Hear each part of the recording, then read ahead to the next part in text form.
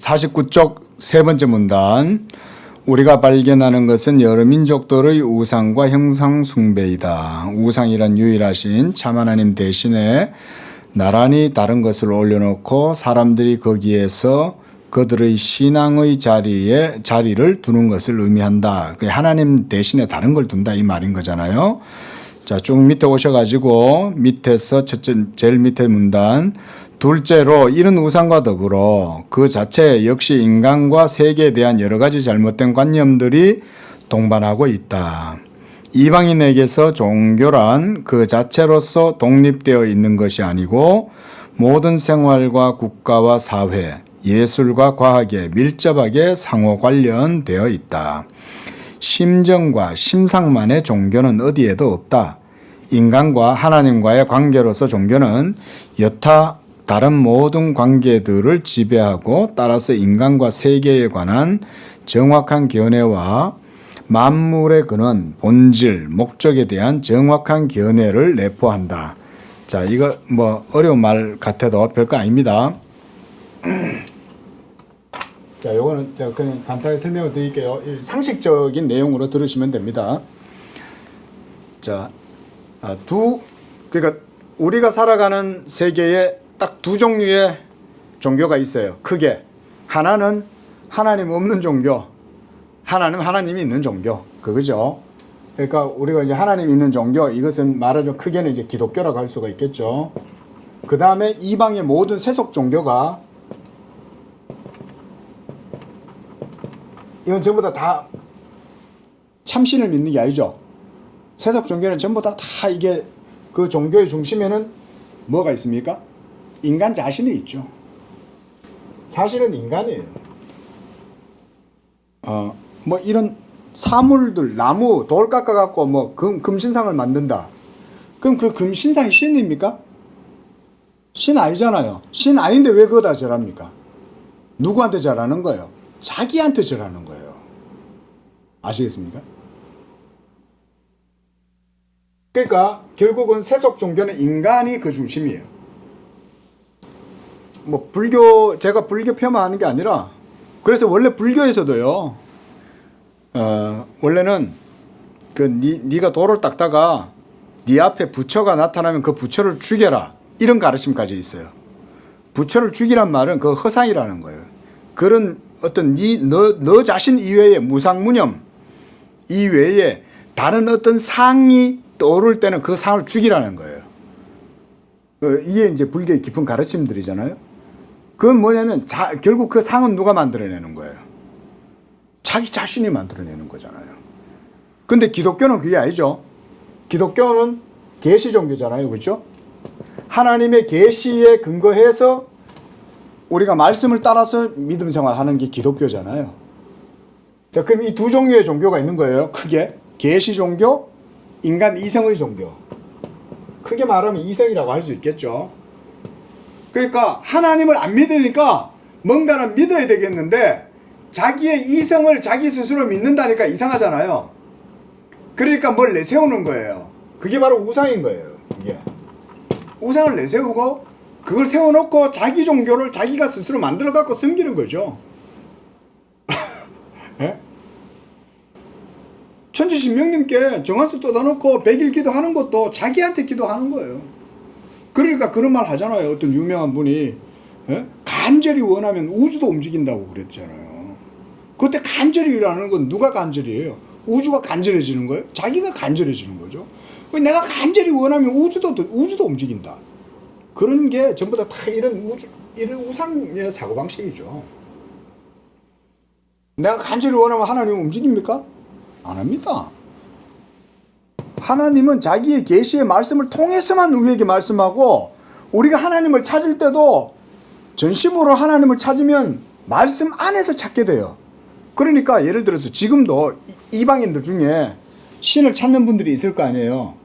그러면 그렇게 신을 찾는 분들이 신을 찾을 때 그 사람이 진짜 신을 찾는지 아닌지 딱 검증할 수 있는 리트머스지가 있어. 예? 시약이 있어. 그게 뭐냐면 예수 복음인 거예요. 당신이 하나님을 찾고 있네요. 그래요. 나 하나님 찾아요. 나 신을 만나고 싶어요. 그래요? 그럼 제가 신을 만나게 해드릴게요. 정말요? 그럼 신을 보여주세요. 신이 누구예요? 하나님이 보내신 자 예수 그리스도를 믿으면 신을 알게 됩니다. 라고 딱 얘기를 해요. 제시를 해. 그럼 이걸 제시하는 거죠. 계시를 제시하잖아요. 그럼 믿으실래요? 아, 그래요? 그럼 믿을게요. 라고 할 수 있죠. 그런데 에이, 뭐 또 예수 얘기해요? 그러니 그냥 나를 믿지. 이래 되는 거죠. 이런 게 하나님의 판단이죠. 예? 신을, 종교 그 자체는 나쁜 거 아닙니다. 여러분, 어떻게 보면 종교라는 것은 사람 속에는 종교라고 하는 이런 릴리전이라고 하는 이런 게 본성적으로 있어요. 사실은 이거는 하나님이 창조하신 거예요. 이거는. 그래서 사람에게 영혼을 사모하는 마음을 주셨잖아요. 그러니까 사람은 종교적 본성이 있기 때문에 자동적으로 하나님을 찾게 돼 있어요. 그러니까 하나님을 찾는 거, 신을 찾는 문제는 누구에게나 본성적으로 있지만, 문제는 그 신을 찾을 때 어떻게 찾냐가 문제겠죠. 계시를 따라서 말씀을 믿는 건지, 아니면 자기 식대로 종교를 추구하든지, 둘 중에 하나죠. 이 둘 외에 없는 거죠. 지금 바빙크가 하는 말은 뭐냐면요, 자, 바로 이런 종교예요. 이 두 가지 종교가 있죠. 그러면 이 종교에 의해서 인간의 모든 삶이 형성될 거 아니에요. 그죠? 하나님이 있으면 하나님이 있는 문화가 형성될 거고, 하나님이 없으면 하나님 없는 문화가 형성될 거란 말이에요. 대표적으로 여기는 이스라엘이죠. 그죠? 이스라엘이고, 대표적으로 여기는 가인성, 이런 거 있잖아요. 가인의 노땅, 가인이잖아요. 가인 자손들이 삶을 형성하잖아요. 지금까지 바빙크가 설명한 게 이런 맥락인 거예요. 그래서 니무롯이라든가, 예? 함의 자손이라든가, 창세기 11장까지 노아 홍수 이전에 살았던 인류의 역사가 그 속에도 보면 이 두 종류가 섞여 있다는 거예요. 노아 홍수 이전에. 예? 그럼 그게 이제, 예? 셋. 그쵸? 셋 다음 에노스. 그쵸? 이게 이제 경건한 하나님의 자녀들이죠. 이 사람들이 하나님의 자녀들이잖아요. 하나님의 아들들. 그쵸? 그리고 가인 계보들은 사람의 딸들이죠. 이렇게 표현을 하는 거죠. 성경에서. 바빙크가 이런 식으로 성경을 보여준 거예요. 우리한테. 그런데 지금도 뭔 얘기냐면, 우상을 섬기는 사람들의 세속 종교인들도 삶을 살다 보면 문화가 형성되잖아요. 문화가. 이런 문화가 형성이 되면 하나님 없는 문화를 추구하죠. 지금 현재 우리가 누리고 살아가는 21세기의 과학과 서구의 학문 체계도 진화론 위에 서 있죠. 그렇지 않습니까? 모두 다 진화론적 사고방식으로 학문뿐만 아니죠. 지금 바빙크에서 얘기하는 거는 그 밑에서 5번째 줄 보면 종교란 그 자체로서 독립되어 있는 게 아니라는 거예요. 따로 존립하는 게 아니라는 거예요. 종교라고 하는 거는. 인간의 삶에 있어서 종교라고 하는 거는 중심이요. 그 종교에 의해 가지고 삶이 형성되고, 그러다 보면 뭐가 생겨요? 생활, 국가와 사회, 예술과 과학과 밀접하게 상호 관련성 속에서 종교는 영향을 미치는 거죠. 그걸 한마디로 우리는 컬처다, 문화다 그러잖아요. 그리고 인간과 하나님과의 관계로서 종교도 역시, 자, 이스라엘이죠. 그렇죠? 구약시대 때는, 그러니까 노아 홍수 이전 때는 이 세대 사람들이었잖아요. 이들도 그 당시에 하나님 섬기는 삶의 문화를 살았던 거예요. 예배가 있었고, 예배가 있다 보면 또 오늘 우리도 그랬다면 기독교도 문화 있잖아요. 뭐 예전에는 벌써 한 20년 넘었어요. 가피풀이라고 하는 데서 기독교 문화 뭐 혹시 이런 거 아세요? 그 꿈땅 뭐 카페 같은 거도 만들었어. 그 가피풀 운영자인가 호산나 넷이라고 알아요? 그게 그 기독교 포털 사이트가 있어. 가피풀은 살아남았는데 호산나는 거의 전략이 실패한 거야. 기독교 포털 사이트가 인터넷이 항상 성장하면서 인터넷 내의 기독교 문화를 이분들이 창달을 하고 기독교 문화를 인터넷 내에서 세우자 뭐 이런 취지로 좋은 취지죠. 했지만 내가 볼 땐 좀 잘못됐어요. 신학적인 이해가 좀 틀려서 잘못된 거지만 어쨌든 간에 그런 애를 쓴 거죠. 우리도 이어서 하나님 믿긴 믿지만 오늘날 기독교 우리 한국 기독교 문화가 있잖아. 그렇죠? 예? 그런 거예요. 말하자면. 저 돌아온 탕자 우리가 저 그림을 보면서 나는 탕자인가 형인가 항상 묵상을 좀 해보라고 내가 저도 걸어놨다라 그랬는데 저런 예술들도 기독교적 맥락 속에서 형성되는 거죠. 음악도 마찬가지잖아요. 모차르트나 베토벤이나 이런 사람들이 바하나 이런 사람들이 막 핸델 있잖아요. 그렇죠? 예? 그러니까 기독교라고 하는 것이 형성이 되니까 어쨌든 간에 그들이 뭐 미사곡을 하든지 뭐 레퀴엠을 해도 어쨌든 간에 기독교적인 문화의 맥락 속에서 형성되는 거 아닙니까? 지금 그런 얘기입니다. 그래서 종교는 밑에서 두 번째 줄 인간과 하나님과의 관계로서 종교는 여타 다른 모든 관계들을 지배하고 따라서 인간과 세계에 관한 정확한 견해와 만물의 근원, 본질, 목적에 대한 정확한 견해를 내포한다. 그 옆에다가요. 이렇게 한번 적어놔 보세요. 신칼빈주의 이렇게 한번 적어놔 보세요. 신칼빈주의자다 이러면 아브라함 카이퍼, 그 다음에 이 헤르만 바빙크, 그 다음에 워필드 이런 사람들이 있어요. 그러니까 그들이 신칼빈주의자들의 가장 주된 특징이 뭐냐면 기독교적 사상의 핵심적 가치들을 삶 속에 세계관 속에 구현시키려고 연구하고 노력한 사람들이에요.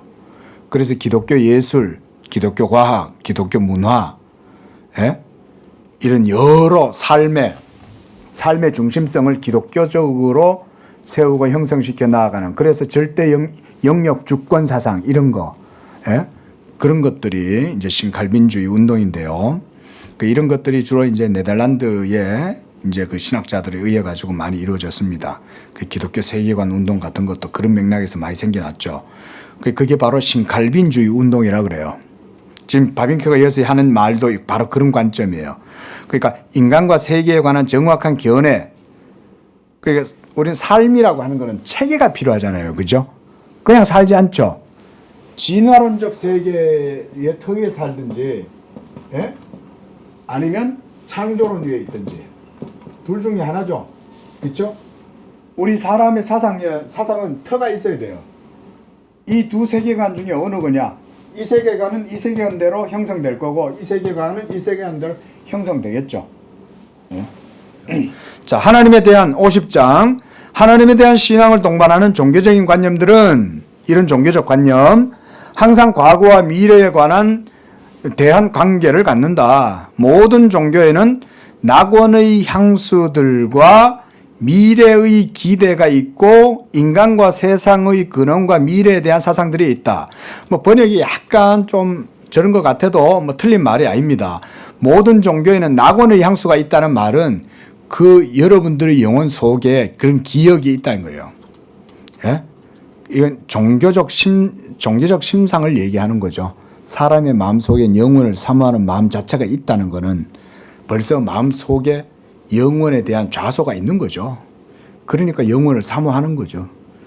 그거를 인간은 절대 지워버릴 수가 없는 거죠. 이걸 여기서 바빙크는 낙원의 향수다 라고 이렇게 적어놨어요. 제가 그 옆에 있는 이게 이제 네덜란드 말 같은데 이거를 찾아보니까 이게 매나 낙원의 향수 뭐 기억 이런 표현이에요. 매나. 그래서 곧 이제 넘어가겠습니다. 쭉 밑으로 한 5번째 줄 내려오셔서 중국 종교, 그러니까 이거는 이제 세계 여러 종교들이 다 그렇다는 걸 설명하는 거예요. 종교는 보편적인 거잖아요. 중국에만 있는 게 아니고 저 페루에도 있고, 그렇죠? 그 다음에 저 인도에도 있고 유럽에도 있고 어디든 다 있는 거예요. 그 중국에는 어떠냐? 중국은 과거로 돌아가 조상 숭배에 몰입하고 이집트는 미래에까지 뻗어 시체에 열심을 보이는 죽음의 종교다. 왜 미라를 왜 만들겠어요? 미라 만드는 거 보셨어요? 미라를 어떻게 만드냐면 좀 끔찍한 얘기인데 이제 뇌를 다 긁어냅니다. 죽은 사람의 뇌를 다 긁어내고 내장도 싹 다 꺼냅니다. 그 속에다가 방부 처리를 합니다. 그래야 사람의 모습이 유지되잖아요. 그 내세 때문에 그렇게 하는 거죠. 그 얘기입니다, 지금. 그 다음, 모든 종교에는 조금 혹은 덜한 정도이지 이 모든 요소들이 다 종교와 맥락이 다 맞닿아 있다 이 말이에요. 예, 그렇죠? 맞지 않습니까? 종교하고 떨어지지 않잖아요. 지금도 저기 동해에 가서 예? 풍어제를 한다. 왜 그러겠어요? 그냥 물고기 잡으러 나가면 되지. 근데 돼지머리 갖다 놓고 그거 다 절을 하더라는 거죠. 예? 아니, 산삼캐로 들어가면 되지 그냥. 돌아다니다 어쩌다가 밟히고 어쩌다 발견하면 아이고 잘 됐네 이러면 될 텐데 꼭 또 가기 전에 술 한잔 또 산신령한테 술 한잔 뿌려드리고 올라가잖아요. 자, 여기에서 이런 모든 관념이 갖는 공통적이고 보편적인 것은 그 종교들은 진리라는 구성요소에 여러 오류와 어리석은 것이 혼합되어 있다는 거다. 이게 세속 종교죠. 그렇죠? 말했잖아요. 원래 종교라고 하는 것은 본성적인 거잖아요. 그러니까 이 본성을 가지고 누구든지 하나님을 찾으면 만날 수 있어요. 종교 자체는 본성적인 거이기 때문에 종교 자체가 나쁜 거 아니에요. 문제는 종교를 어떻게 추구하냐가 문제가 되는 거지. 그러다 보니까 바르게 신을 안 참고 어떻게 합니까? 우상을 섬기고 귀신을 섬기고 이렇게 하는 거죠. 결국 하나님을 안 찾는 거죠. 하나님을 안 찾으니까 우상을 숭배하는 거예요. 자, 그런 설명들을 하고 있고요. 그 다음 창조자와 피조물 사이에 한계가 지어져 버렸고 세계와 인간 사이, 육체와 영혼 사이, 그리고 이 땅 위의 생과 사후의 생 사이, 그리고 하늘과 지옥 사이 한계가 분명히 그어진 것은 어디에도 없다. 뭐 이런 게 종교 아닙니까? 지옥은 다 자기네들 생각으로 만들어내는 거지. 실제로 하나님이 말한 지옥은 아니잖아요. 구천을 떠돌잖아요. 우리 문학 속에 다 젖어들잖아요. 뭐 그건 뭐지? 그 배우 그 예전에 그 유명했던 왜 배우 누구더라? 왜 뭐 지옥에 가가지고 저승사자들 나오는 그런 거 뭐 몇 탄 뭐 1탄 나오고 2탄 나오고 뭐 하는 거 있잖아. 그거 걔 누구예요 그 사람? 전설의 고향, 전설의 고향도 비슷하지. 그 전설의 고향도 가면 왜 저승에 가면 저승사자 끌고 가갖고 거기 가서 막 심판하잖아. 그 현대에 새로 각색한 그 뭐지 신과 함께인가? 제목이 신과 함께인가요? 나 영화 1편밖에 안 봤어. 1편만 잠깐 봤는데 그 뭐 다 이제 뭐 안 봐도 내용은 뻔하니까. 사실 안 봐도 내용이 뻔해요 이제는. 예. 그러니까 제목만 봐도 뭔 말인가 대충 알아. 근데 기독교는 어때요? 기독교에도 천국과 지옥에 대한 개념이 있어도 분명하죠. 그리고 설명할 수 있습니다. 논리적으로 설명이 가능합니다. 근데 이방의 종교에서 말하는 내세의 그런 어떤 이제 뭐 잘못하면 벌을 받고 잘하면 상을 받고 뭐 이런 개념들이 성경하고 다르죠. 그러니까 그 전부 다 인간이 만들어낸 거죠. 그런 거가 다르다는 거예요. 자, 그런 게 다 뒤섞여 있다. 자, 그 밑에 문장 보십시오. 셋째로 모든 민족들의 각 종교들은 인간적인 최대의 노력으로 말미암아 스스로 구원을 얻고자 하는 노력에 의해서 특징 지어지는 게 이게 세속 종교죠. 그렇죠? 그래서 그 밑에 줄 우상은 본래적으로 자기 노력의 종교로 인도하는 거다. 그렇지 않습니까? 정한수 떠나놓고 백일을 간절히 기도하면 하늘도 움직이고 천지직명도 감명을 해갖고 들어준다 이 말인 거잖아요. 자, 유일한 참된 하나님의 숭배가 포기되고 객관적이고 참된 역사적 계시의 호소됨이 없어질 때, 그러니까 여기 계시의 호소됨이 없을 때, 그럴 때 인간이 꾸며낸 신들이나 그런 혼들에게 계시하도록 하는 거지. 그러니까 이제 신을 부르는 거지 이제. 예? 조상님을 불러갖고 이제 영매들 있잖아요. 이러면 애비야 이러면서 이제 하잖아. 그런 얘기인 거예요 지금. 지금 바빙크는 지금 그런 걸 다 알고 말하는 거예요. 제일 밑에 제일 밑에 문단 보세요. 이건 역시 형식에 있어서 여러 가지로 다양하다. 전복 행위, 전복 행위 이런 건 이제 뭐 한마디로 이제 굿한다 이 말이에요. 그다음 주술 행위, 다양한 종교에서 구별된 성격과 다양한 의미를 드러낸다. 그럼에도 그들은 어디에서나 일어나고 이방 종교의 필수적인 구성을 이루는 거다. 그렇잖아요. 바로 우리 밑에 아파트 밑에도 보면은 딱 계단 타고 올라가다 보면은 뭐 딱 입춘대길 딱 붙여놓고 위에 딱 부적 딱 붙여놔요. 다 그런 게 있는 거죠. 그럼에도 그들은 어디에서나 일어나고 어디에서나 인간이 그것의 중심이고 자신의 구원을 찾는다. 자, 여기까지만 하고 넘어가겠습니다. 이게 결국 이 얘기예요. 그죠? 인간 이성에 의해서 모든 것들이 이루어진다. 결국 그거예요. 부적이 있어도 부적이 효력을 주는 게 아니야. 자기의 노력이 결국 효력을 주는 거지. 그런데 그 자기의 공로를 자기의 노력이나 의나 이런 거를 전부 다 누구한테 투사를 시키는 거예요. 우상에게 투사를 시키는 거예요. 그래서 그걸 신이라고 대작 세워놓는 거예요. 결국은 자기를 섬기는 거다 이거예요. 그래서 51장에 보면 첫째 문단에서 뭐 한 7, 8째쯤 내려오면 그리고 충돌로 인해서 의심할 것도 없이 하나님의 섭리 아래 화해를 시도하고 종교의 깊은 몰락으로부터 구하고자 하는 인물들이 그래서 역사 속에 종교적 역사 속에 태어나게 되었다. 왜냐하면 이것만 갖고 안 되니까. 이것만 가지고 안 되잖아요. 해보니까. 계속 반복적으로 기우제를 해보야 안 되거든. 예? 임금님이 막 하늘에 막 저기 뭐예요? 일식 현상이 나타나고 이럴 때 나와가지고 막 이렇게 뭐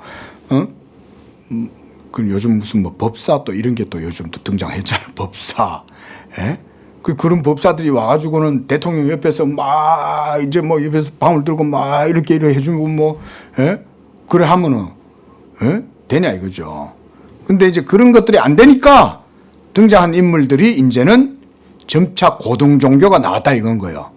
이전에는 이런 거는 이제 정령숭배, 애니미즘, 토테미즘 이런 거는 원시 종교잖아요.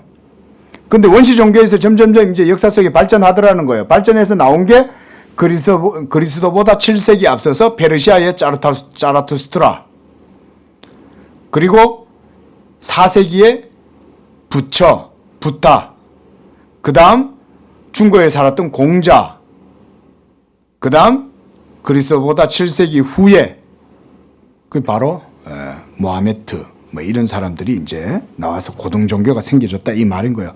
이런 거 전부 다 계시 종교가 아니죠. 이런 원시 종교의 형태를 보다 더 깔끔하게 다듬어 가지고 어느 정도 체계를 가지면서 된 거죠. 제가 생각할 때는요, 저는 불교 철학은 따로 수업을 안 들어봤어요. 근데 불교에는 관심은 있어요. 그래서 목사이기 때문에 불교에 대해서 알아야 되잖아요. 그 불교 책도 한 번씩 봐요. 불교는요, 정말 깊어요.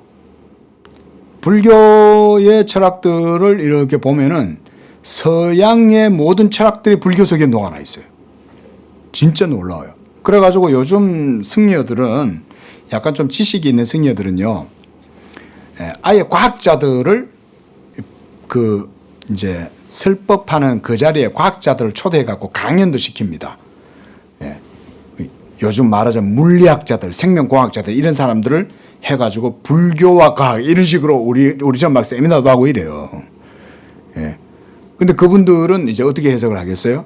다 이제 계시 중심이 아니라 불교 철학적으로 설명을 하는 거죠. 그게 설명을 어느 정도 한다는 얘기는 그만큼 학문성이 치밀하다는 말이거든요. 그러니까 서울대, 고대, 연대 이런 아주 뛰어난 교수들이 외국에서 박사학위 받아왔는 교수들이 절에 가가지고 그런 강론을 할 거 아니에요. 그만큼 불교 철학은 여러 면에 있어가지고 호환성이 있다는 말이잖아요. 그게 문제는 뭐예요? 이게 아주 첨예하게 날카롭게 잘 다듬어진 거죠. 문제는 이거를 엄청나게 다듬어낸 거예요. 그러니까 불교는요 복잡하고 어려워요. 말도 막 엄청나게 많아요. 뭘 하나를 봐도 우리는 뭐 간단하게 얘기하잖아요. 그 뭐 하나의 어떤 개념이 있으면 이 개념 속에 여러 가지 개념이 또 있어. 그 또 이거 하나 또 잡으면 이 속에 또 여러 개가 있어. 파고 들고 파고 들어갔다는 얘기인 거거든. 파고 들어가고. 그러니까 뭐 예를 들어서 뭐 사성이 있다. 그럼 사성이 뭐냐? 그럼 뭐 그 사성 속에 막 또 뭐가 있고 어쩌고 저쩌고 막 연기가 어떻고 저떻고 뭐 이러면서 엄청나게 많은 개념들이 있지만 중요한 건 뭡니까? 아무리 이렇게 해도 계시가 아니잖아요. 이성을 갈갈이 분석하는 거 아니에요. 그러니까 서양 철학도 불교 속에서 많이 찾을 수가 있어요. 우리가 말하는 실존주의뿐만 아니라 변증법, 해겔 이런 사람들, 스피노자 이런 사람들도 불교 안에 다 녹아날 수가 있어요. 그 정도로 불교는 넓고 깊어요. 근데 문제는 그 속에 구원이 없는 거지. 문제는 그건 거예요. 아무리 깊으면 뭐예요? 치밀하면 치밀할수록 점점 하나님에게서 멀어지는 거야. 그러니까 문제인 거예요. 그게. 자, 그 밑에 문단, 밑에서 세 번째 줄 보세요. 그들 자신의 영혼 속에서 대중신앙과 그들의 계몽된 의식 사이에 생긴 충돌로 실험했던 가장 진지한 인물들이었고, 그들에게 주어진 빛으로, 그 이성의 빛이죠. 이 이성의 빛으로 말미암아 참된 행복을 얻을 더 좋은 길을 찾았던 사람들이 바로 이런 공자여, 뭐 노자여 이런 사람들이었다 이거잖아요. 그러나 제일 밑에 문단, 아무리 그런 깨달음을 얻었다 할지라도 그렇지 않습니까? 얼마나 그 깊은 깨달음 얻었습니까? 공자도 그렇고 노자도 그러고요. 대단합니다. 사실은. 그리고 플라톤보다 어쩌면 더 뛰어날 수도 있어요. 서양 철학은 서양 철학의 괴를 형성시켰다 하지만 동양 철학도요. 결코 만만치 않습니다. 그거 아셔야 됩니다. 우리나라 성리학도요. 대단한 철학입니다. 사실은 성리학을 더 깊이 발전시키면 철학 체계가 더 형성될 수도 있어요. 문제는 뭐예요? 하나님이 없는 거예요. 문제는. 그래서 이들의 개혁된 종교, 그러니까 고등 종교죠. 이런 고등 종교들은 다른 대중의 미신과 본질에 있어서 결국은 뭐예요? 차이가 있어요, 없어요? 차이가 없다는 거예요, 결국은. 본질적으로는 같다. 정도에 있어서 정령 숭배, 물 따다 놓고 하는 것보다 좀 멋있잖아요. 예? 그죠? 뭐 앉아가지고, 이러고 그 뭐, 나중에 그거 나오면 한번 보세요, 영화. 예? 저거 뭐 코로나 풀리면 우리 교회는 그럼 같이 한번 저기 뭐죠? 아바타 한번 보러 가시자고요. 청년들 있으면 그런 거 보러 가면 좋아. 야, 영화 보러 가자! 이러면 가갖고는 막 피자집 가서 피자 먹고. 청년들이 있으면 재미가 있어, 그런 게. 목사님들도 그 덕분에 문화도 좀 즐기고 청년애들하고 가가지고 영화도 보면서 막 이렇게 얘기해주면 청년애들도 좋아하잖아. 그 아파트 같은 것들 보면 그 앉아가지고 나무 주변에 딱 둘러앉아가지고는 전부 다 자기들의 머리나 이런 데서 그 대지의 신에서부터 뻗어나온 시냅시스하고 자기들 몸하고 다 연결이 돼가지고 이 혼연일체가 된다 이런 사상이잖아요. 예? 그런 거나 자르투스트라나 부차나 다를 바가 없다는 거예요. 결론적으로는. 얼마나 이 바빙크의 통찰력이 대단합니까? 지금 벌써 100년 전 사람 아닙니까? 그 당시 때도 이런 세계에 대한 통찰이 바빙크한테 있다는 게 이런 게 대단한 거예요. 그래서 사실 이 사람들은 잘못된 종교로부터 거쳐진 가지들을 잘라냈다. 그렇죠. 이어서 생겨난, 이어서 여러 가지 것들이 형성됐는데 이런 게 애니미즘이든 토테미즘이든 이런 막 정형 숭배적인 이런 것들이 막 생겨나니까 이런 것들을 잘라낸 거야. 잘라낸 거야. 쓸데없는 것들은. 추해 보이고 조잡해 보이는 것들은 잘라내고 뭘 만들어냈어? 불교 철학, 화엄경, 대승기실론 뭐 이런 걸 이제 만들어내는 거죠. 예? 그런 거예요. 공자님도 그렇게 해서 생겨나고 노자도 도덕경도 그렇게 해서 나오는 거지 않습니까? 도덕경도 보시면 대단한 겁니다. 그 보면 어떨 때는 막 놀래요. 와, 성경에 나타나는 비슷한 표현들이 되게 많아. 예. 그러나 계시가 없는 거죠. 결국은 이성을 가장 첨예하게 다듬은 거죠. 이성을 아주 세련되게 다듬으니까 그런 게 나오는 거예요. 하나님이 만든 이성이죠. 자, 넘어가겠습니다. 그 다음 밑에 자라투스트라도 있고 불교도 있고 계속 설명하죠. 그죠? 네? 그 제일 밑에 줄에도 보면 보세요. 바빙크는 이런 것들도 알더라고요. 제일 밑에서 세 번째 불교에 대해서. 불교는 원래 종교가 아니었고 뭐였어요? 종교로 출발한 것도 아니죠. 유교는 어때요? 유교도 원래 종교 아니죠. 공자님이 처음에 종교 만들려고 한 건 아니었잖아요. 그런데 점차 종교로 돼버린 거죠. 우리나라에 와갖고 성리학으로 왔다가 그게 유교가 된 거 아니에요? 원래 성리학은 귀신 안 섬기거든요. 성리학에서는 그래서 원래 율곡이 불자였습니다. 율곡이 처음에 젊을 때는 불교에 귀의를 했어요. 그래서 금강산에 가가지고 도 닦다가 불교에서 이탈해가 나온 거예요. 율곡이. 그러다가 성리학에서 이게 진짜다. 이거 깨닫고 들어온 거예요. 그래가지고 태계하고 율곡하고 율곡이 어리잖아요. 그러니까 태계가 이게 기특한 거예요. 그래서 서로 막 편지를 쓰면서 서로 이와 기에 대해서 막 이렇게 얘기를 해요. 근데 어떨 때는 태계가 율곡한테 율곡의 잘못된 사상에 대해서 지적을 하면서 이렇게 책망을 해.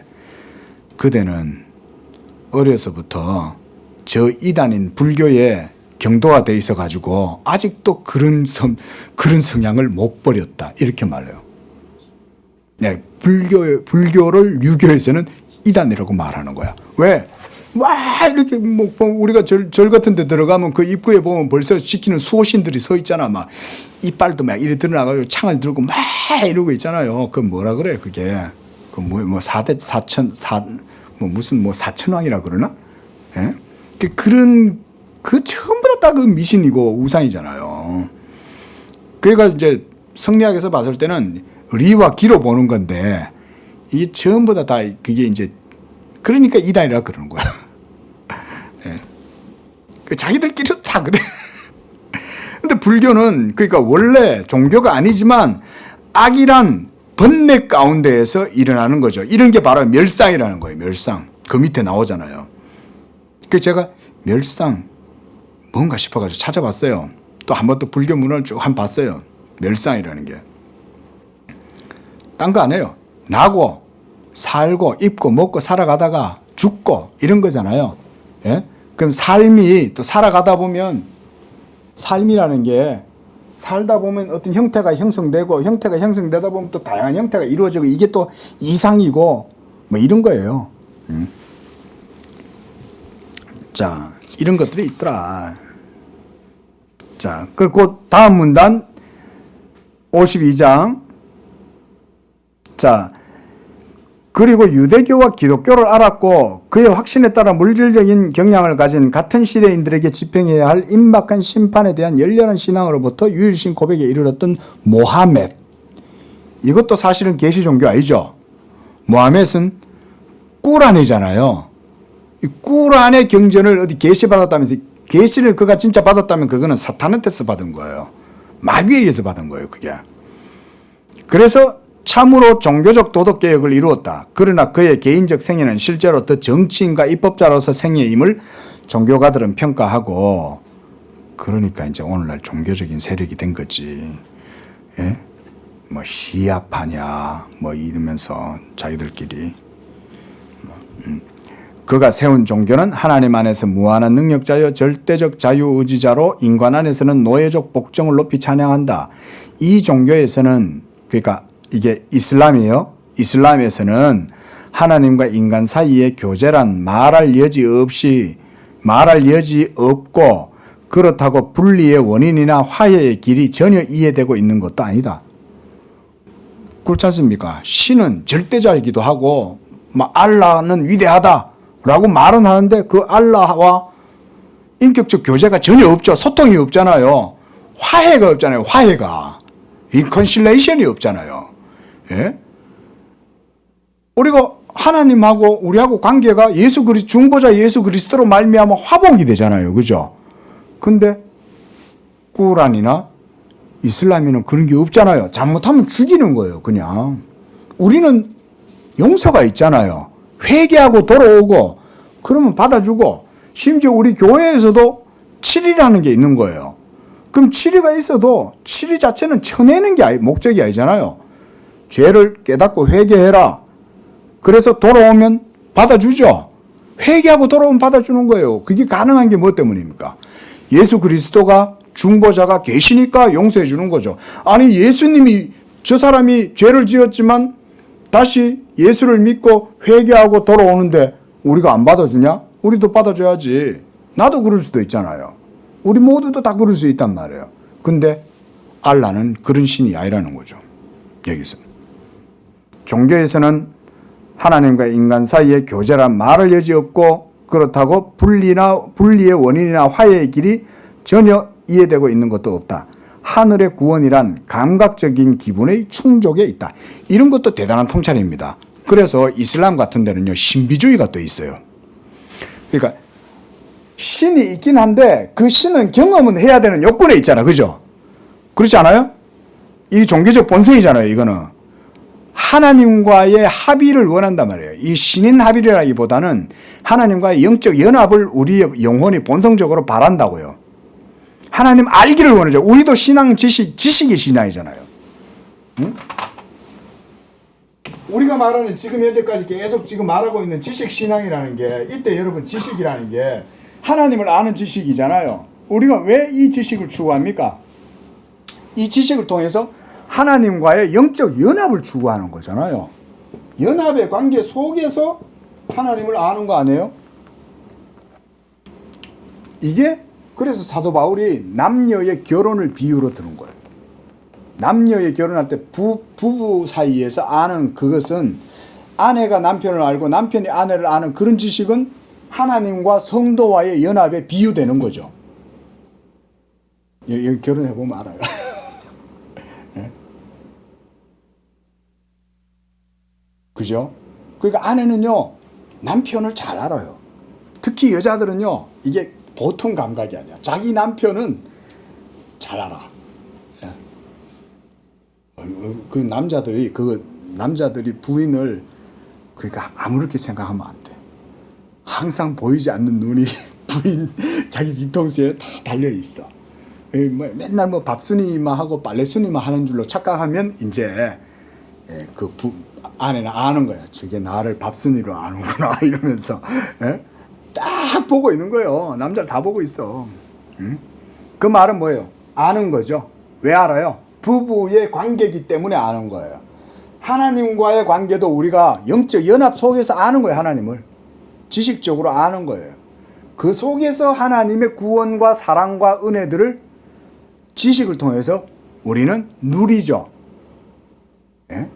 그러니까 예수님도 교회와 하나님과의 영적 연합의 관계를 부부의 관계로 비유를 하는 거예요. 사도 바울도.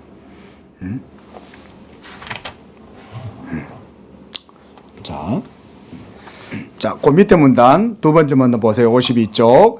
그러므로 일반 계시의 전 영역을 돌아볼 때, 지금까지 영역을 다 돌아본 거죠. 그렇죠? 우리는 그것들이 한편으로는 큰 가치가 있었고 풍부한 열매를 얻었다는 사실을 발견하게 되고, 또 한편으로는 인간은 그의 빛으로 하나님을 발견할 수 없음을 알게 된다. 그렇죠? 그러니까 어때요? 역사의 모든 과정이 뭘 보여줍니까? 이성으로 형성된 종교를 통해서는 참 하나님에 도달할 수 없다는 것을 바빙크는 요 짧은 글이지만 검증한 거죠. 증명한 거잖아요.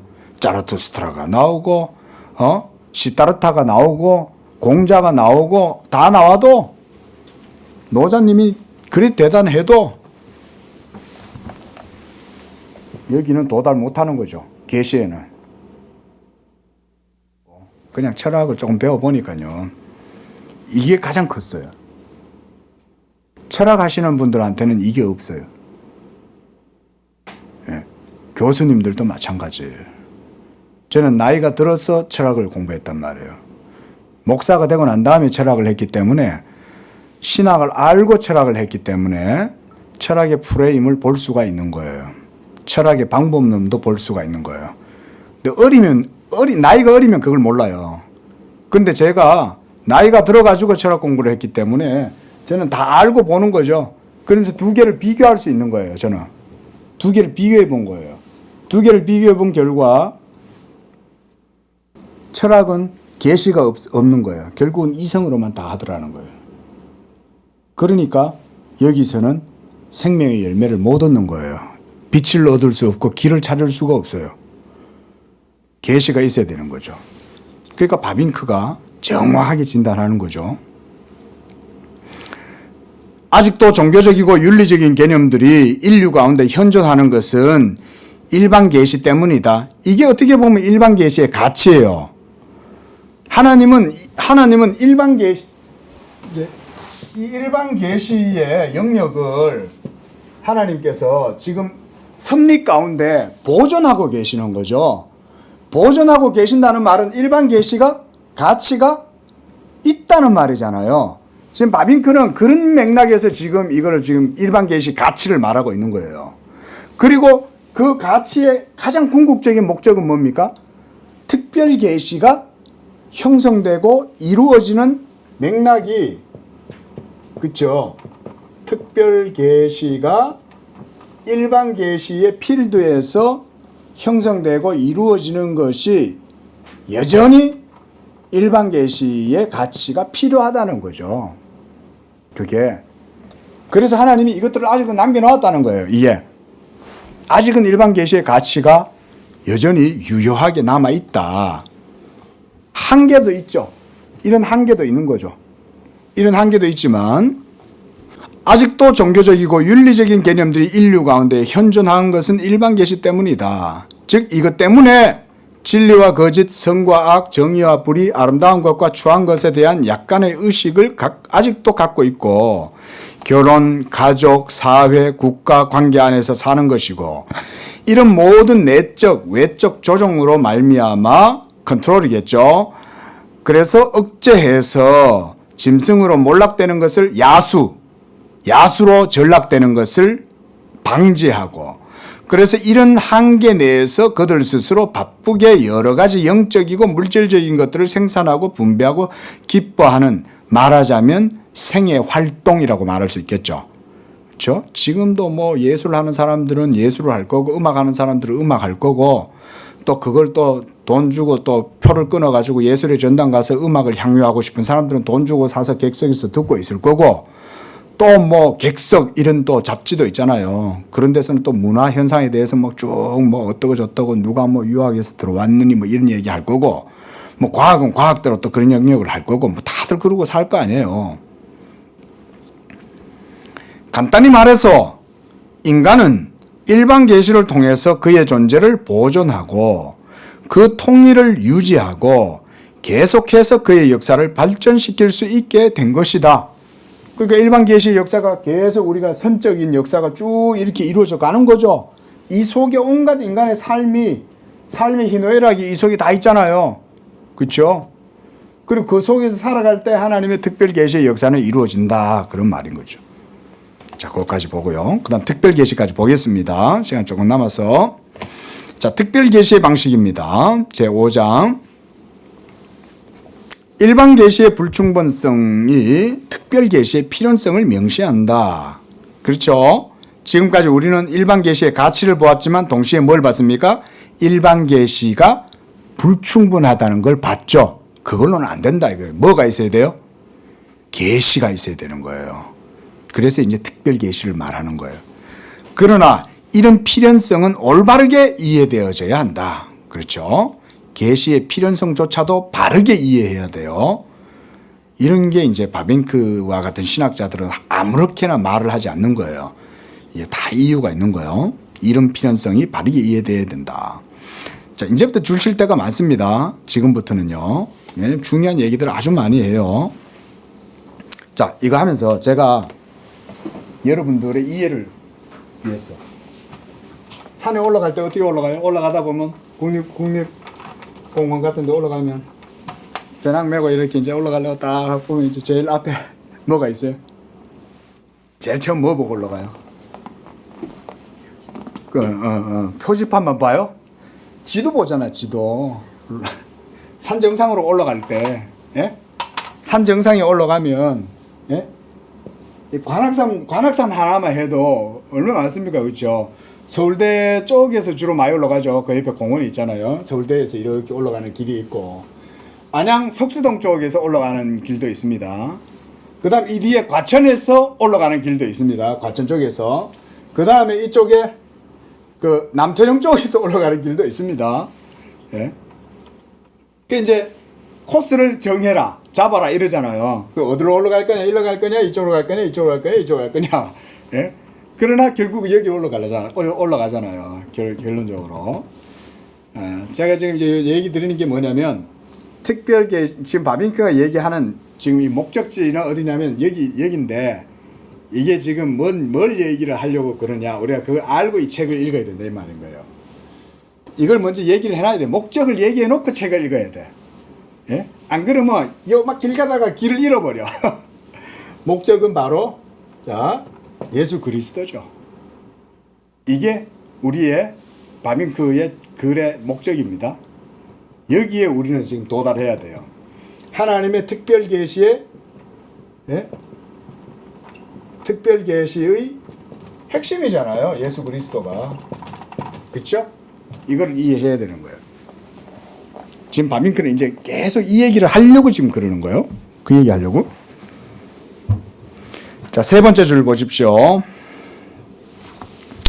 이는 모든 계시, 특히 그리스도 안에서와 성경을 통하여 우리에게 주신 것은 하나님의 은총 행위시요 그의 뜻에 값없으신 경륜이며 과분하고 영원히 박탈한 그의 은혜의 표이기 때문이다.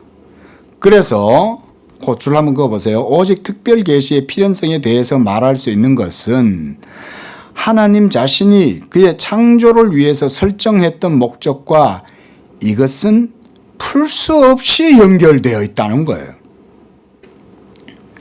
창조 경륜 옆에 한번 적어놔 보십시오. 창조 경륜의 목적 이렇게 한번 적어놔 보십시오.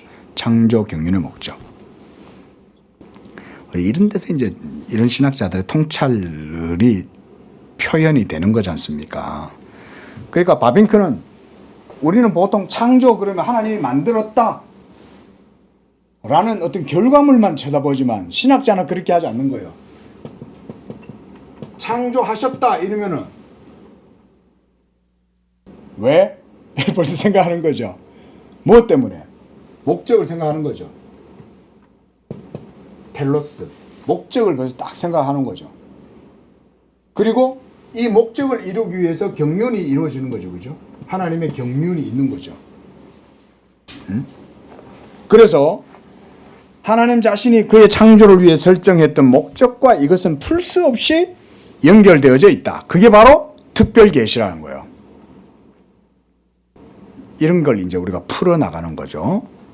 죄로 인하여 황폐된 창조를 회복하는 것과 인간을 그의 형상에 따라 재창조하고 다시 그와 더불어 영원히 하늘의 축복 가운데 살도록 하는 것이 하나님의 기뻐하시는 뜻인 한 특별 계시는 필요하다. 이런 목적을 위해서는 일반 계시로는 불충분하기 때문이다. 맞는 말이죠. 자, 그 밑에 특별 계시가 요청된 것은 먼저 이 목적 때문이 아니다. 이는 우리가 세계와 인간의 이런 목적에 대한 일반 계시의 불충분성을 보고 인식할 때에 이런 확신조차도 특별 계시 덕택이기 때문이다. 그렇죠? 뭔 말입니까?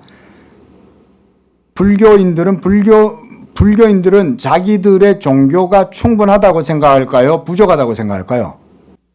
충분하다고 생각하는 거지. 그걸로 구원받을 수 있다고 생각하니까 그러고 있잖아요. 근데 우리는 지금 뭐라고 말해요? 그걸로는 안 된다고 말하잖아요. 우리한테 어떻게 해서 그런 논쟁이 가능하게 될 건가요? 우리에게 뭐가 있기 때문에. 우리에게는 특별 계시가 있으니까 불교의 이성의 종교로는 안 된다고 우리가 말을 하는 거잖아요. 근데 이런 얘기하면 불교인들은 화를 내겠죠. 근데 우리는 특별 계시가 있으니까 그게 안 된다고 말을 하는 거죠. 그러나 본능적으로 우리는 우리의 구원을 위해서 자신과 자신의 능력들, 세계와 그의 보화들로 충분하다고 생각한다. 그렇잖아요. 인간의 이성으로 구원 얻을 수 있다고 생각하지 않습니까? 이게 그 말이잖아요. 이방 종교들은 이런 원칙에 예외됨이 아니라 그것을 공고히 하는 게 이방 종교다. 지금까지 봤던 그게 원시 종교든 고등 종교든 다 똑같아요. 이런 게 우리 기독교적 통찰이죠. 예. 계시가 아니면 구원 못 받아요. 참으로 모든 이방 종교인들이 호소하고 있는 것은 제주, 점장이, 오라클이죠. 신탁 등을 통해서 그들에게 가져올 것이라는 특별 계시이다. 이것이 일반 계시로는 불충만하다는 것과 누구나 그 마음속에 자연과 역사가 그에게 제공해 주는 것보다도 상세하게 다른 어떤 하나님의 선포를 필요로 하고 있다는 논지에 대한 강한 증거를 이런 제주, 점장이, 신탁 이런 사람들이 그런 증거를 보여주는 거다 그 말인 거예요. 왜 점장이가 필요할까요? 왜 오라클들이 필요해요? 심지어 매트릭스 영화 속에도 보면 오라클이 나오죠. 매트릭스 영화인데도 얼마나 철학적인 영화입니까? 그런데도 그 속에도 그러니까 오라클이라는 장치가 필요한 거예요. 그 매트릭스라는 구조에서 탈출하고 벗어나서 구원을 향해서 나아가기 위해서 뭐가 필요하냐? 그런 과학적인 SF 드라마 속에도 오라클이 있어야 되는 거예요. 그 왜 오라클이라는 장치가, 예? 이 오라클이 그 속에 왜 그 여자거든요. 1편에서 그 오라클이 네오를 이렇게 딱 보고 레오의 이 몸을 막 만져봅니다. 이게 네가 그 인류의 구원자가 될 만하냐 이러면서 오라클의 몸을 막 만져보거든요. 혀도 이래 내밀어 봐라 이러면서 막 그 오라클 역할을 맡은 여자가 흑인 여자인데 막 그 키아누 리브스를 막 주물떡주물떡 그래요. 그런데 그 여자가 왜 거기에 등장하냐 이거예요. 신탁이 필요하다는 거죠. 거기도. 제가 그거 보고 재미있더라고요. 차, 저렇게 SF 영화를 만들면서도 그 속에도 신탁자를 집어넣는구나. 그건 거예요. 여기가 지금 바빙카 하는 말은 뭐냐면 제주, 한마디로 이거 제사 지내는 제사장 같은 사람들이잖아요. 예? 점장이, 그리고 예언하는 신탁자들, 막 눈 감고 막 뭐 피 뿌리고 이러면서 이상한 막 의식 치르고 이러지 않습니까? 왜 그런 사람들이 필요하냐 이거예요. 그런 사람들이 있어야 된다는 말은 바빙카 지금 뭔 얘기를 하냐면 그런 사람들이 보여주는 게 뭐냐? 간접적으로 보여주는 게 특별 계시가 일반 보통 역사에서도 특별 계시가 그들도 필요하다는 사실을 그런 식으로 보여준다는 거예요. 그렇죠? 이해되시죠? 그렇죠?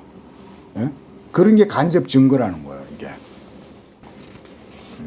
근데 그런 예언자들이 특별 계시를 보여준다고 간접적으로 증거한다고 한들 그들이 특별 계시를 보여주는 건 아니죠. 막 이상한 짓 하잖아요. 뭐 예언 얻으려고 뭐 옛날에 뭐 무슨 그 뭡니까 영국 소설 같은 데도 보면 뭐 엑스칼리버 뭐 이런 거 할 때 뭐 신탁을 구하러 가고 뭐 이러잖아요. 그 갑자기 생각이 안 나네. 고대의 신화 같은 데도 보면 항상 그 저기 뭐 예언자들이 꼭 등장합니다. 그런 구조물들이 왜 있어야 되냐 이거예요. 그게 다 이런 특별 계시가 필요하니까 그런 거 아니겠어요? 특별 계시가 필요하니까 그들도 예언자를 찾는 거잖아요. 발람, 예를 들어서 발람도 마찬가지 아닙니까? 발라광이 아니 그냥 칼 들고 병사에 끌려서 가서 이스라엘 치면 되지. 왜 발람한테다가 예언을 하게 하냐 이거죠. 그런 게 필요한 거죠. 그러나 이방 세계에 있어서 특별 계시는 하나님과 교제를 상실했던 인간이 자연 속에 있는 그의 계시를 이해할 수 없었고 따라서 하나님을 더더욱 찾아 자신의 길로 갔고 이것이 계속해서 그의 진리를 지식으로부터 멀리 멀어져 가게 했으며 그러니까 이런 거짓된 신을 찾으면 찾을수록 하나님에게서 멀리 떠나가게 되는 결과를 얻게 되는 거예요. 계시가 없으니까. 그래서 미신과 불의를 숭배하는 깊은 수렁으로 몰고 감을 분명하게 보여주고 있다. 그걸 이제 사도 바울의 로마서 1장 20절에서 32절에 나오는 그 말씀을 지금 이렇게 표현을 하고 있는 거죠. 결과적으로 자연과 역사, 마음과 양심 속에 있는 하나님의 일반 계시에 대한 올바른 이해를 위해서 그의 특별 계시의 필연성이 그래서 생겨나는 거다. 그렇죠? 창조 계시, 일반 계시 이런 걸 통해서는 참된 하나님에 대한 지식으로 나아갈 수가 없죠. 왜냐하면 우리에게 있어서는, 우리 기독교에 있어서는 아까도 말씀드렸듯이 지식이란 바로 우리의 생명과 의와 같습니다. 이거 여러분 이 개념을 잘 기억해 놓으세요. 예? 기독교에 있어서 지식이라고 하는 것은 우리 죄인들의 영혼에서는 생명과 의의 가치입니다. 이게. 그리고 이 지식은 우리가 어떻게 얻어요? 예수 그리스도로 말미암아서 이 지식을 얻는 거죠. 그죠? 그리스도 예수를 아는 지식이 가장 고상하잖아요. 우리가 이 지식을 어떻게 얻어요? 믿음으로 얻죠. 요즘 기독교 강요에서 하는 게 그거죠. 그래서 칼빈은 믿음이 지식이다라고까지 말하는 거예요. 예수 그리스도를 믿는 믿음이 지식이 되는 이유는 성령이 믿는 자 속에 감화하셔가지고 그 감화를 통해서 그리스도 예수의 그 생명과 의가 우리 영혼에 지식이 되도록 한다는 거예요. 이게 바로 영적 지식인 거예요. 이게 그리스도를 아는 지식. 이런 게 우리 기독교인에 있는 거죠. 그래서 요 문단하고 그 밑에 문단까지만 보겠습니다. 동시에 여러 인간의 오류로부터 그것의 순수한 내용을 벗겨내고 그래서 그것의 교리를 정당한 가치로 평가하기 위해서 필요하게 되었다. 일반 계시로도 인간적인 전 삶은 풍부한 의의를 가지고 있지만 그럼에도 그것은 모든 부를 가지고 인간에게 고유한 운명을 성취하기 위해서는 불충분하고, 여기서 부라기보다 부요함 이렇게 말하면 좋겠습니다. 이게 부요함일 거예요. 웰시. 그래서 부요함을 가지고 인간에게 고유한 운명을 성취하기 위해서는 불충분하고 부적당하다는 것을 알 때 우리는 성경이 비추는 빛 속으로 나아갈 수가 있다. 그렇죠? 그러니까 부족함을 깨달아야 되잖아요. 아, 인간의 종교로만은 안 되는구나. 인간의 이성으로만은 절대로 그 매트릭스를 벗어날 수가 없구나. 열반에 이룰 수 없구나. 로고스의 세계에, 이데아의 세계에 도달할 수 없구나. 이걸 깨달아야 되는 거죠. 그래서 우리가 중보자 예수 그리스도가 필요한 거죠.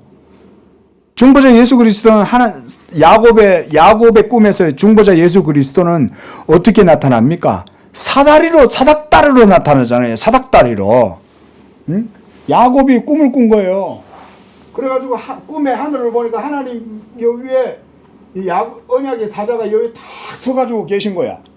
야곱이 여기 누워가지고는 베델에서 돌베개를 베고는 잠을 자다가 꿈을 꾼 거 아니에요. 꿈에서 야곱이 본 게 뭐였어요? 꿈에 보니까 하늘로 사닥다리가 쫙 놓여가 있는 거예요. 그리고는 꿈에 보니까 천사들이 이 사닥다리에서 오락내리락 거리고 있는 거예요. 이게 뭘 상징하는 걸까요? 여기 그냥 나오는 게 아닙니다. 이 사닥다리는 하나님과 사람 사이를 연결해주는 예수 그리스도의 중보의 은혜라고 보면 되는 거예요. 이 중보의 진리가 야곱의 눈에는 사닥다리로 보이는 거예요. 그리고 거기에 타고 올라가면 되는데 여기에 지금 누가 왔다 갔다 그러고 있어요? 천사가 왔다 갔다 그러고 있는 거잖아요. 그렇죠? 천사들이 왜 여기서 왔다 갔다 그럴까요? 중보자 예수 그리스도 이 구속의 계시를 받들고 섬기는 거 아니에요? 예? 그러니까 이 사닥다리는 가치가 있다는 말이죠.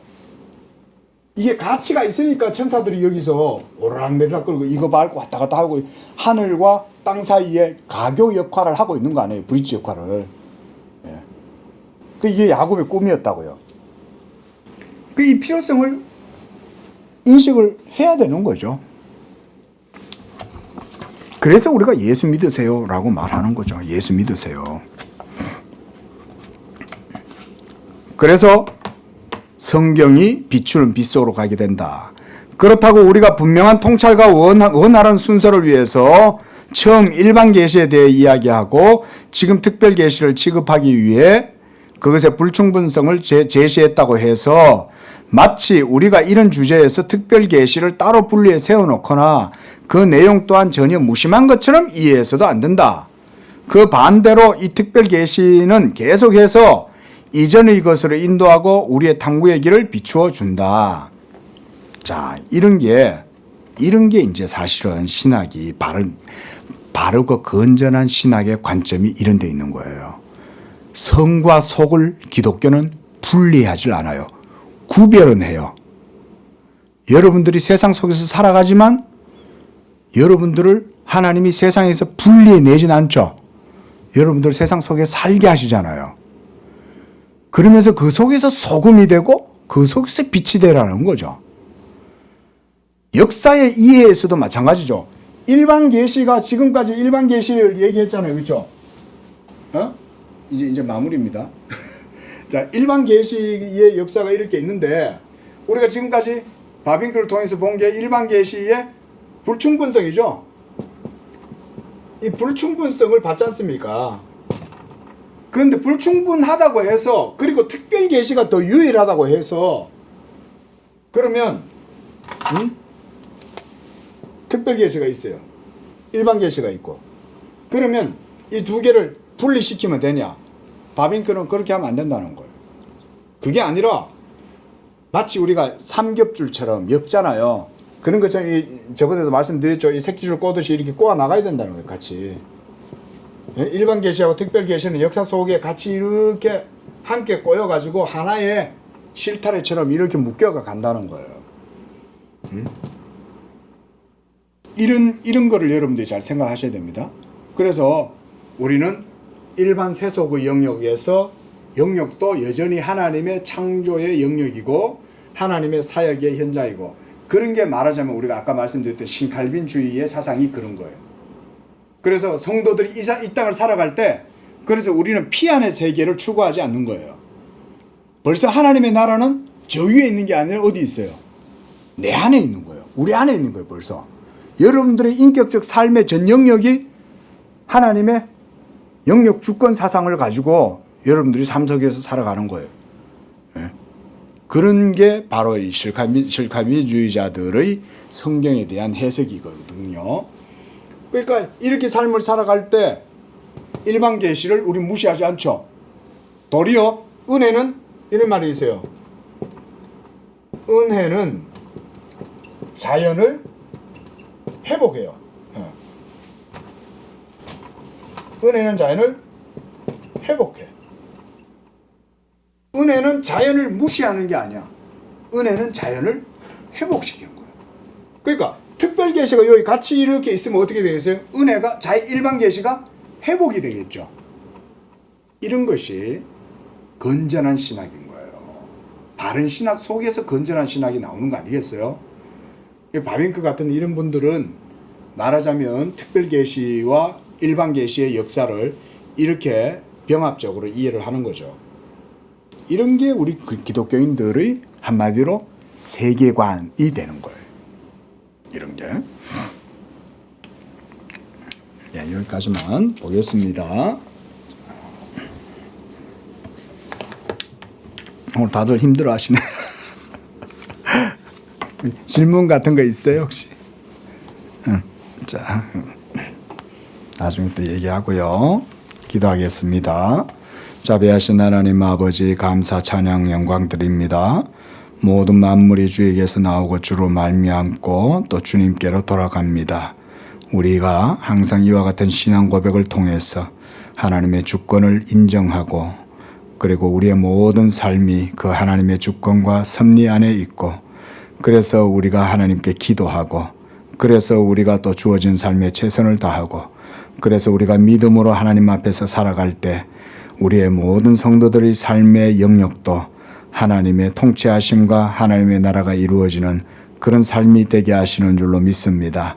이 한 주도 우리 성도들 주어진 모든 삶의 영역에서 하나님 아버지 살아갈 때 우리 성도들의 인격과 삶의 영역이 하나님의 빛과 하나님의 나라와 하나님의 그 의가 이루어지는 그런 삶이 되도록 도와주시고, 그래서 행하는 모든 일들마다 복된 열매를 맺는 우리 성도님들의 삶이 되도록 축복하여 주시옵소서. 예수님의 이름으로 기도합니다. 아멘.